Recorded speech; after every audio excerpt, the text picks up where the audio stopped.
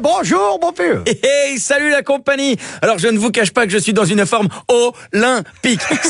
Certes, la police fédérale a indiqué avoir saisi une demi-tonne de cocaïne dans le port de Gand, mais heureusement, c'était pas le fournisseur de mon dealer. Du coup, tout va bien. Alors, pour commencer, j'ai envie de parler de liberté d'expression parce que j'ai été victime de censure. Oui, Quoi? oui, madame, j'ai été victime de censure. Facebook m'a censuré. Moi qui suis pourtant doux comme un agneau dans mes propos, je ne comprends pas. Alors, j'entends déjà les gens me dire « Ouais, on peut plus rien dire.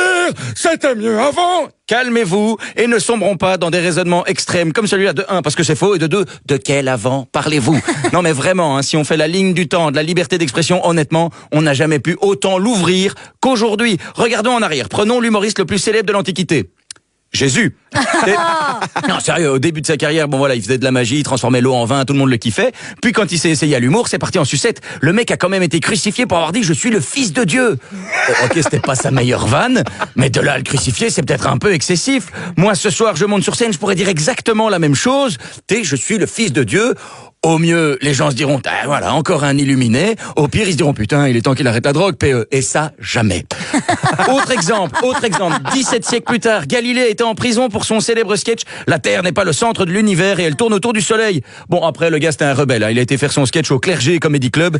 C'était pas les gens les plus ouverts d'esprit non plus. Encore une fois, je pourrais dire exactement la même chose. Il ne m'arriverait rien. De nos jours, il y a même des gens qui soutiennent que la Terre est plate. On ne les enferme pas pour autant. Ils ont le droit de le dire. D'ailleurs, entre parenthèses, le dernier qui a voulu prouver que la Terre était plate, il est mort dans le crash de sa fusée artisanale. Du coup, la seule chose qu'il a réussi à prouver, c'est que la Terre, elle est dure. En fait, la liberté d'expression, elle a pris son envol avec Freud quand il a sorti son sketch sur le complexe d'Édipe. Il n'a pas été de main morte, le gars. Tu sais, quand il dit oui, un petit garçon, il a envie de tuer son père pour entretenir une relation sexuelle avec sa mère. Yes, bonne ambi. Et lui, pour ce genre de propos, il a eu aucun problème. Pourtant, des 3 que j'ai cités, c'est le pire. C'est vraiment le pire. En même temps, Freud, c'était un Autrichien. L'histoire nous a démontré qu'en général, les Autrichiens, quand ils essayent d'imposer leurs idées au monde, c'est jamais sympa.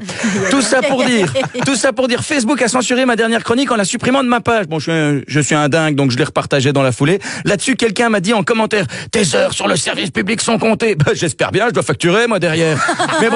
Mais bref, Facebook a supprimé ma chronique sans me prévenir. Pas de petits mots d'explication du genre, dis, t'as pas l'impression d'exagérer quand tu dis que nos politiciens ne disent que de la merde? Chose à laquelle j'aurais évidemment volontiers répondu non. Et je vais d'ailleurs en rajouter une petite couche. Alors, la semaine dernière, le secrétaire d'État au gouvernement fédéral, Mathieu Michel de son petit nom, a déclaré en parlant de son niveau de néerlandais, je cite, « Je suis parfait bilingue pour commander des frites ». Eh ben bravo, vieux. J'ai envie de dire pas pour rien que ton frère, c'est le sosie de Monsieur Patate. Toujours la semaine dernière, on apprenait que Sarkozy avait été condamné à 1 an de prison ferme.